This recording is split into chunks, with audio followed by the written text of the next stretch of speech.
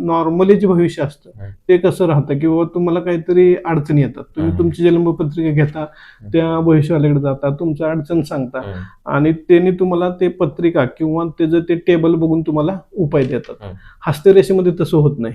तुम्ही यायचं, तुमच्या हातात ठसा द्यायचा, त्या ठसावरनं आम्ही एक 20 मिनिटं 25 मिनिटांमध्ये अभ्यास करतो, तुमची बॅक हिस्ट्री सांगतो, बॅक हिस्ट्री जुळली तर तुमचं पुढचं सांगतो फ्युचर. मग त्याच्यामध्ये तुम्ही करिअरमध्ये व्यवसाय करावा, सर्व्हिस करावी, काय गव्हर्नमेंट जॉब करावा, हे सगळं दिलं जातं. त्यामुळे त्या ज्या घटना असतात त्या पुढच्या लिहून दिलेल्या असतात, घडलेलं नसतात.